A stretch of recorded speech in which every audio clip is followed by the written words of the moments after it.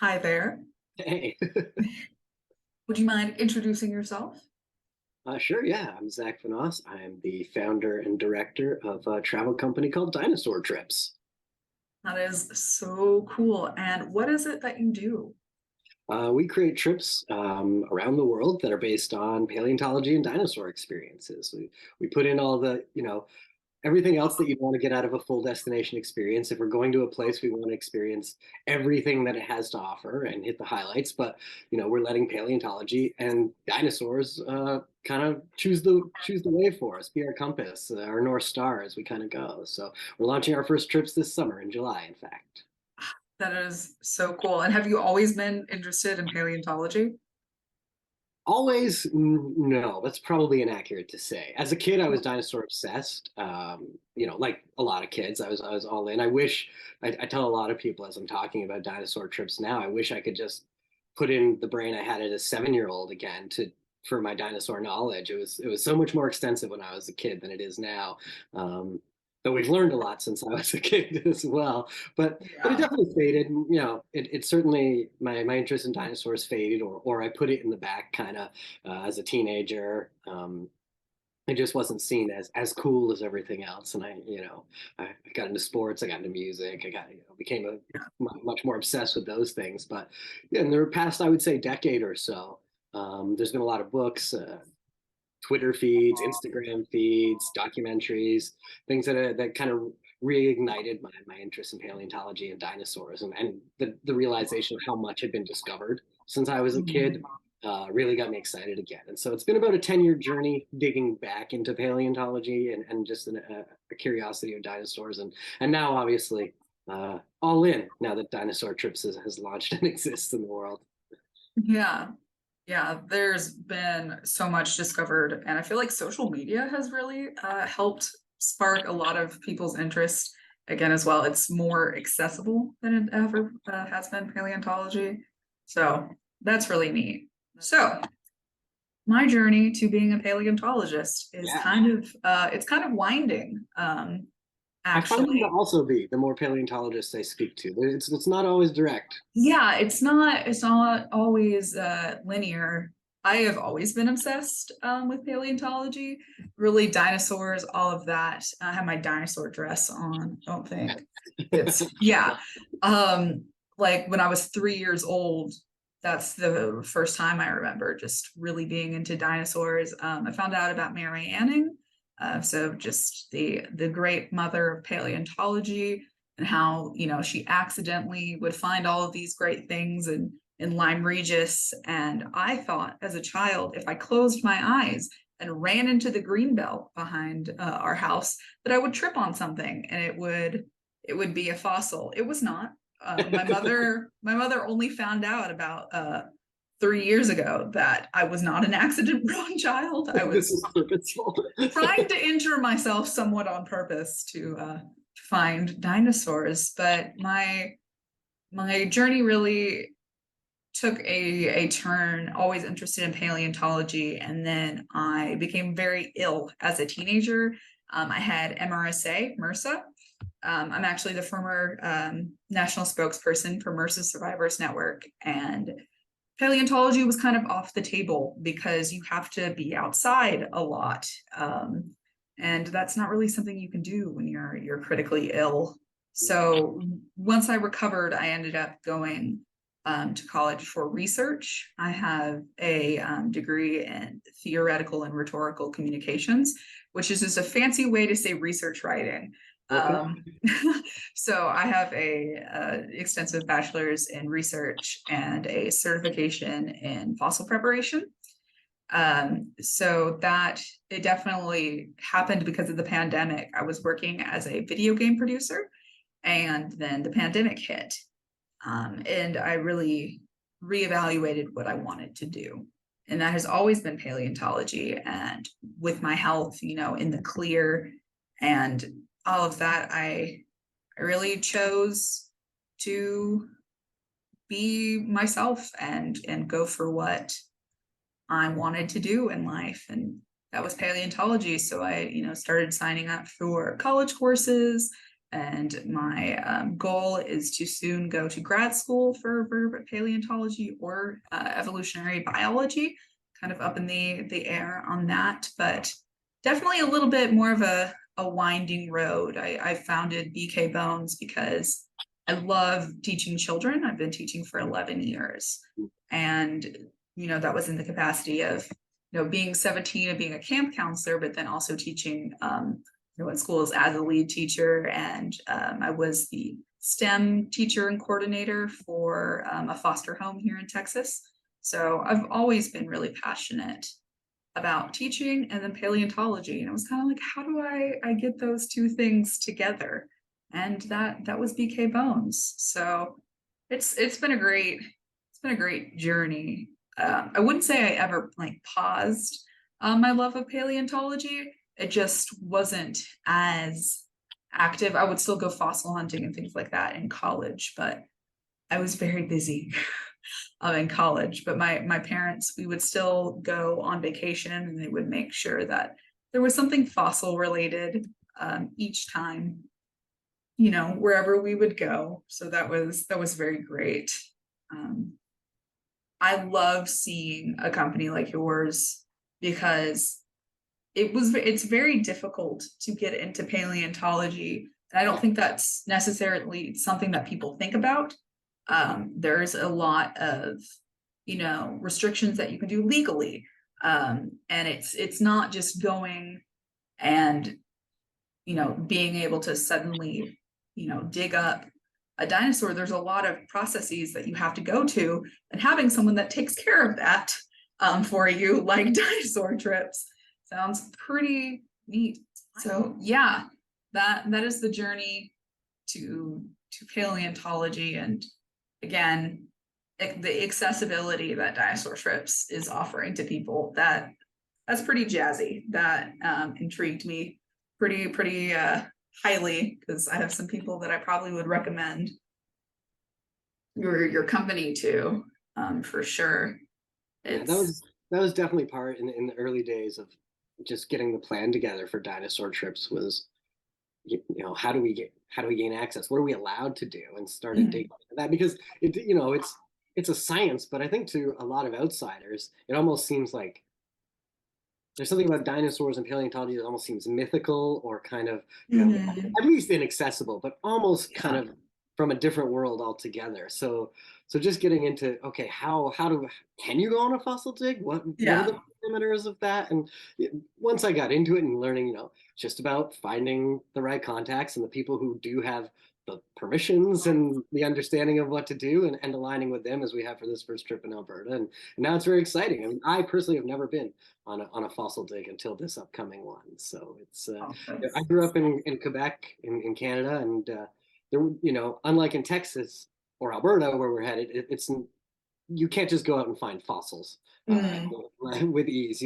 There's no that would just seem like something that happened in distant lands. So it's pretty exciting that you can do this, that people can come out and actually look for dinosaurs and join that experience. We're pretty excited. Yeah, Canada, I visited twice, and I went to Drumheller for less than 40 hours over the summer. It was just, I went there to visit a friend that works at Royal Terrell, and then went back to Montana, where I was working this summer. And it was really cool. It's really pretty over there. And I think you asked me where would I want to go with Dinosaur Trips, in the world. And Canada is really high up there on the list. The only other place I could think of was Australia, but there's giant spiders there. So it's dependent on season, definitely. But it's really interesting. I don't think that people in the United States necessarily know that y'all in Canada have a lot more protection on fossils than we do here in the United States, which I think is fantastic. The main, legalities of the fossil trade and excavation came around in the United States in about 2009. And you've had it nailed down for decades and decades and decades. And how do you see is paleontology more accessible in Canada because of those? Is it a more like common thing that people go out and fossil hunt? You don't think? Well, from the the research I've been doing, which is pretty extensive at this point, as we're putting together dinosaur trips, there's a lot more digs in the United States. A lot more Mhm. fossil hunts that people can just join. It's much more rare for that to happen in Canada. I mean, the other part of it being Alberta's Alberta and British Columbia, I should say, are the two provinces that really have a significant kind of paleontological footprint. Mhm. The rest of Canada, through Ontario, Quebec, certainly the Atlantic provinces, a lot less of that you can find. Whereas, in the United States, feels like right across the whole country, from Mhm. stuff in New Jersey and New York region, obviously, into right across the Midwest and in California, there's opportunities everywhere. So I think that's part of it too, is simply Mhm. what's offered. But no, there's certainly with between Montana and Colorado and Texas, Yeah. a lot more dig opportunities in the U.S. This is so when I came to talking with the Philip J. Curie Museum and the Dinosaur Research Institute in particular, who are putting on the 4-day dig that we're taking part as Mhm. part of our larger trip in Alberta. I was very excited. One, because it's Dr. Curie, who's obviously a legend in paleontology. Yeah. Yeah. That was really exciting, but two, just that it's happening. The Mhm. Dinosaur Research Institute does digs on an annual basis, or until the pandemic was looking to do digs on an annual Mhm. basis. But even some of those were in the United States that the group would go down and do in the U.S. instead. So no, a dig in Canada is certainly that the general public has access to. Is quite rare.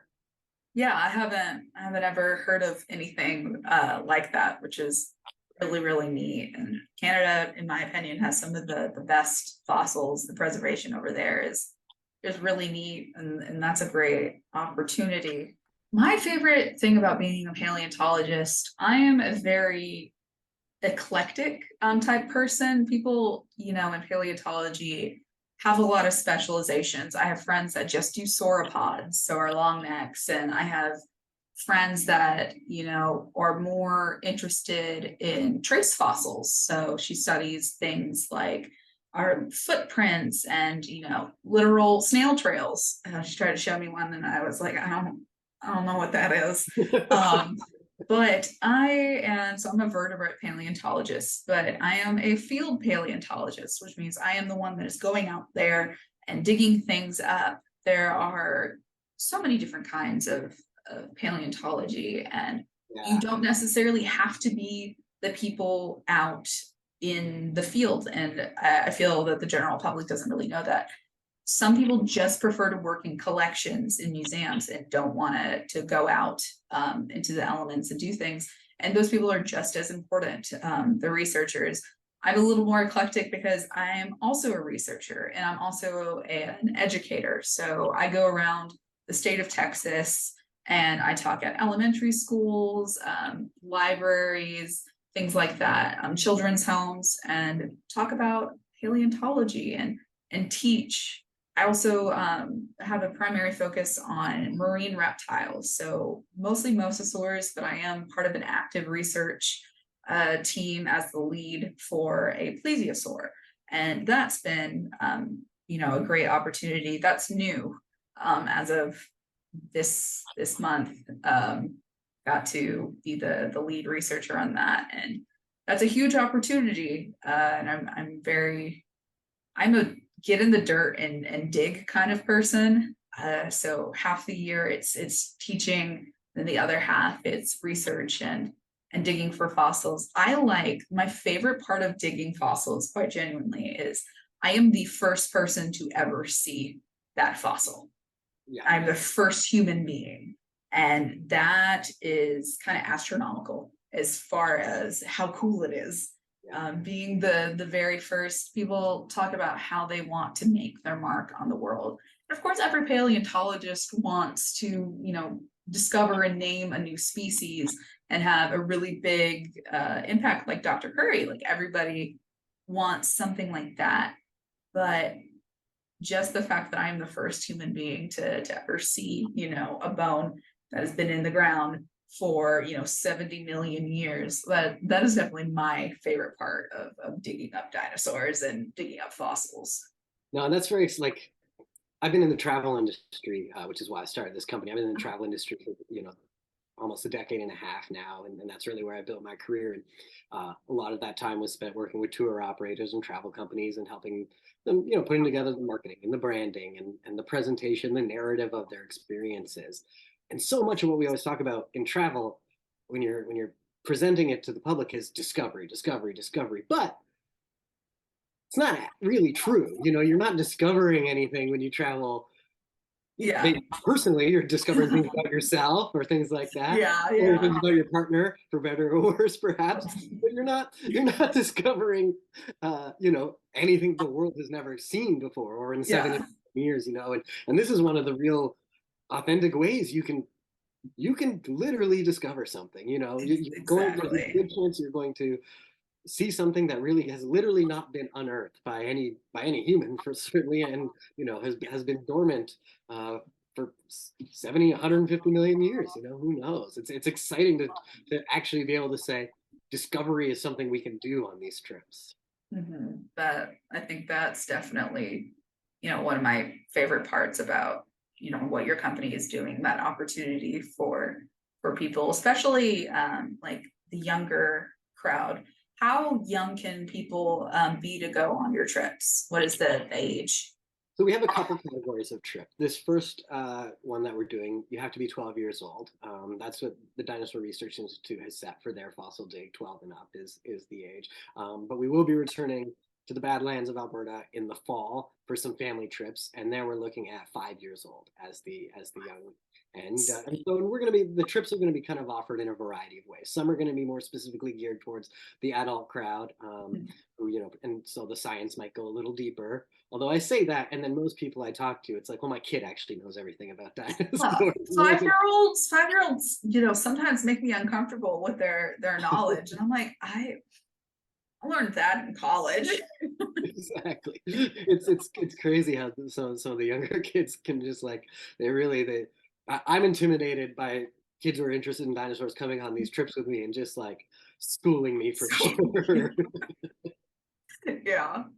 But yeah, so we're gonna have some family oriented, some with a lot more adventure. This one this summer is really has a lot of adventure tied into it. In addition to the back access to the museums that we're getting and the hikes with paleontologists and the dig itself. We're gonna be doing some caving, some horseback riding, the stuff that makes Alberta great and right in the Yeah. Rocky Mountains. So it's for that kind of person. But then there's certainly we want to do some more upscale experiences too, where Mhm. we come back from a 4-day dig in northern Alberta, where we're going to be getting our hands literally dirty, and then it's some spa time in the Canadian Rockies and a little relaxation. So try to Yeah. do a balance, because it is these are holiday and vacation experiences too, Mhm.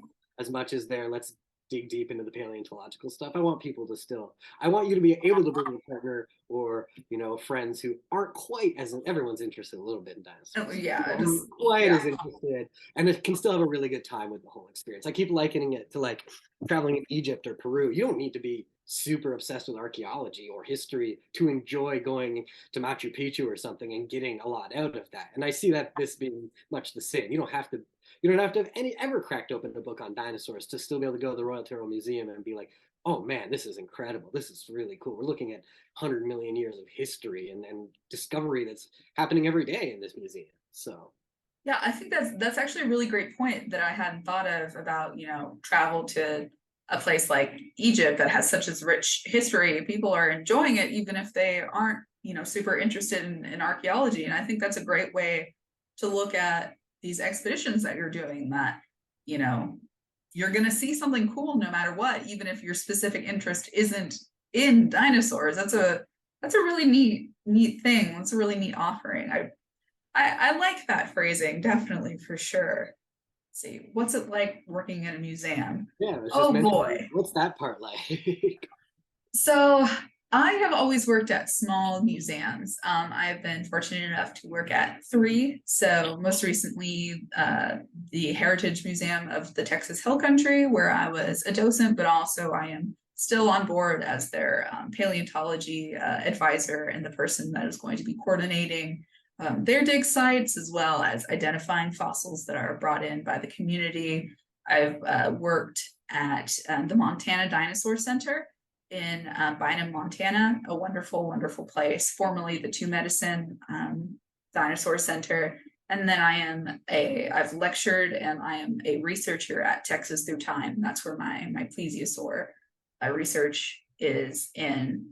There are more small museums in the world than there are large museums. So when you see these large museums that are, perfectly greased machines, I'm just kind of like, wow, that is so cool.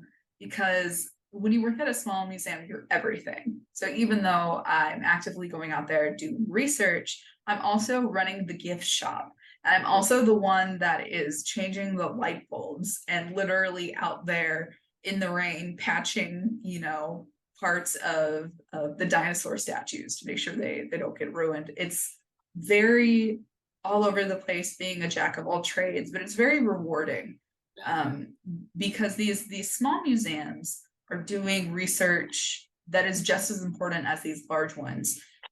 Small museums typically tend to be a little more niche to certain areas, such as the Montana Dinosaur Center. They have, a very clear idea of the area that they're working in, and the wonderful work that they're doing is in Montana. That is their big thing, that they're the Montana Dinosaur Center, so it is Montana fossils. Right. And Texas Through Time is completely dedicated to the fossil record of Texas. So it's not just dinosaurs, it's going all the way to our earliest fossils. We're going through the Permian, and then we're also going all the way through the Mesozoic, and even getting into closer to the human age for our nice gnarly saber cats and all of those things.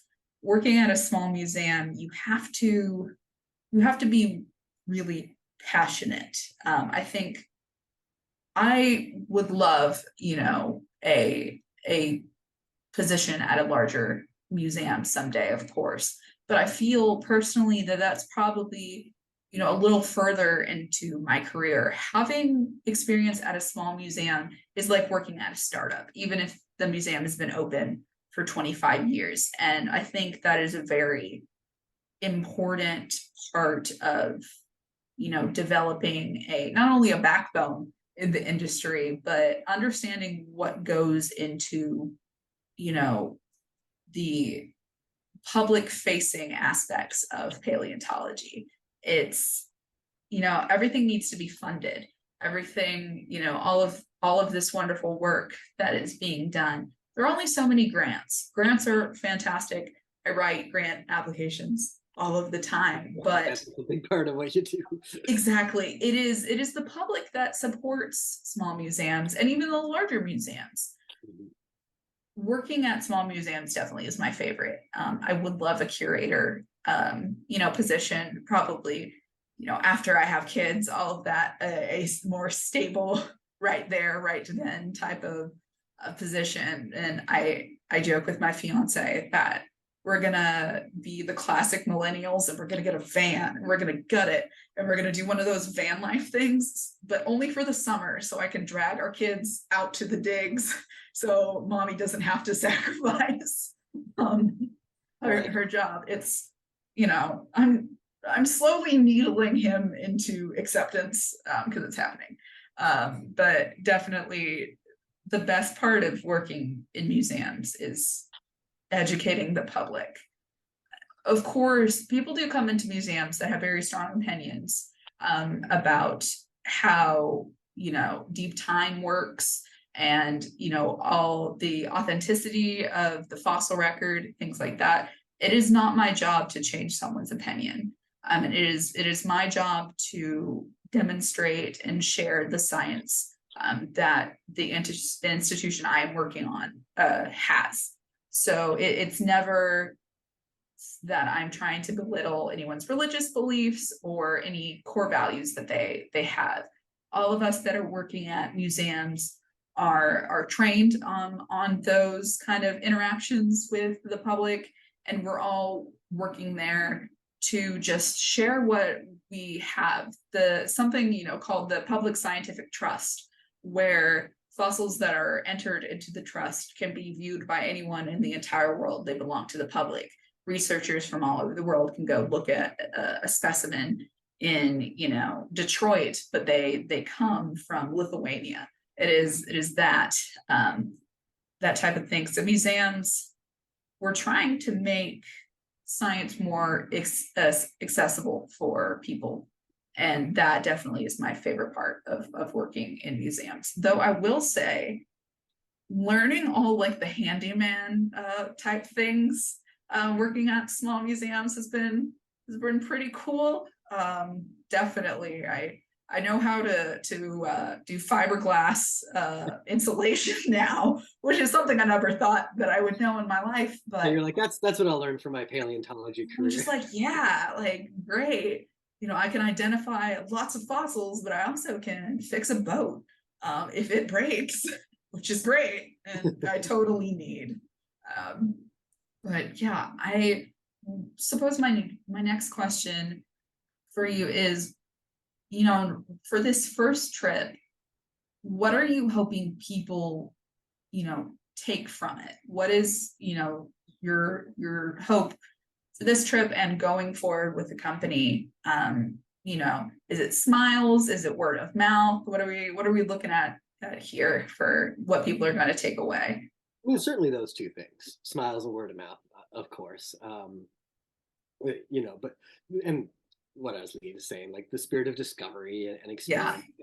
But really, it's I want to open up this world to non-paleontologists or people who, you know, who just wouldn't have had access to it in any other way. Even myself, like this trip that we're doing, this first trip that we're doing this summer, what we're going to be doing in the fall in Alberta, even as an interested individual who had at least done the research and figured out where I could get access, if I still couldn't have done it on my own. You know, it has Mhm. to, it's because it's coming from this company, Dinosaur Trips, that's presenting. You know, we have our mission, we have our values. That opens up a lot more access that, you know, they're just not going to give to everybody. And it's, you know, to Mhm. what you're talking about museums, Yeah. I don't think a lot of people realize what you see at a museum is a small percentage of what that museum has, very small percentage of what the Yeah. museum has in the back.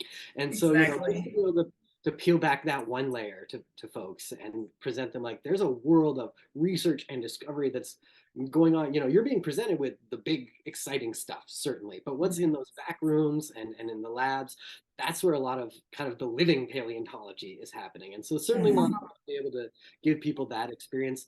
The dating experience, of course, I mean, that's a dream that if you're someone like me, you've had since you were a kid, and Oh it's yeah. so achieving some of those, really making some people's childhood dreams come true as an adult, mine included, is a big part of it. And the other part is, as you were saying, it takes money to do this stuff, and a lot of Mhm. people I don't think have a great understanding of how underfunded paleontology is in a lot of. Yes. So, you know, that's a big part of the mission. Yep. In the past of my work in other travel organizations and companies, I've seen how much tourism can help bring financing into science Yeah. and conservation in a way. And it, you know, it has to be done sustainably. It has to be done responsibly. You know, that's why we're making sure to speak with the Royal Terror Museum before we get there. And, you know, they're, you know, it's them saying, here's what we can do, here's what we can provide you access to in a responsible scientific way. Same with the Dinosaur Research Institute leading the dig in the north. You know, they're it's going to be done in the right way so that we're not you know, we're not just a bunch of amateurs coming in here stomping around with no real clue. But also, like, for example, for the 4 day portion of that's pure dig on this trip, all the proceeds from that go directly to the Dinosaur Research Institute. You Oh know, wow. and that's really going to be a hallmark of what we do going forward, is Yeah. ensuring that our guests understand that part of this trips are meant to help fund and encourage paleontology, and I want to do it in a way, you know, we're a small boutique organization, we're going to build slowly, so I want to make sure that as we do that, you know, we're doing it in a way that allows the paleontology and the paleontologists and the research scientists to kind of guide where they need the help, how tourism can help without getting in the way of funding Mhm. or discovery or of research. But that's a big part, is to be able to marry those two sides of the equation. One is the discovery, but the other is how can the general public or people with means who would love to help dinosaur research they don't even know that they can or how to, So Yeah, every spot, whether it's either the museums in the Philip J. Curie Museum or the Royal Turtle Museum that we're visiting, we're going to present guests with additional opportunities to support, and then of course the actual funding for the dig portion is going to go to Dinosaur Research Institute. So if Dinosaur Trips can, in a general sense, in some way help further dinosaur research in the places that we visit, that's a huge goal of ours. that's awesome. I love hearing that. And you know, the beauty of Canada was something that definitely kind of surprised me. Going there, I always knew, y'all had great mountains. Not something that is super common in Texas, not at least, my part of Texas, though you can drive 7 hours in each direction in Texas and still be in Texas.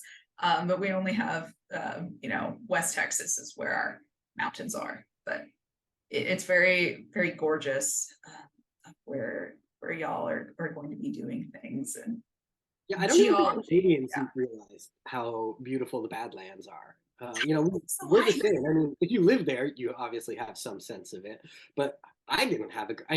I expected desert, and it is. It's arid and dry, and vegetation is rare and across parts of it for yeah, sure. But but it's gorgeous. I mean, the hoodoos and everything else. It's pretty so stunning. cool. Yeah. We're going to be covering so much of Alberta. We're going to see really a lot of interesting geography, whether it's on our drive eastward from Calgary to Drumheller to Dinosaur Mhm. Provincial Park, and then we go up to northern Alberta in a very different kind of setting. Still very Mhm. dinosaur dig, obviously, and then finishing, in the one part that I think everyone or most people who have any idea of Canada is the Canadian Rockies is what they have in their mind. Yep. Something I didn't even see till I was in my 20s. So being from the east coast of Canada, but and I mean it's stunning. There's no doubt the Rockies.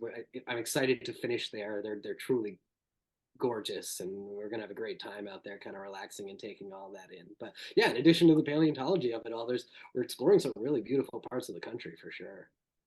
Yeah, that's fantastic. I was on a dig this summer at one of the research sites, and you know, we could see Canada. We were like, hi, because we were right there, Montana right there on the border. And it was like there's this big gully, and we'd be like, we're gonna throw a rock into Canada now. It was gorgeous each time I visited.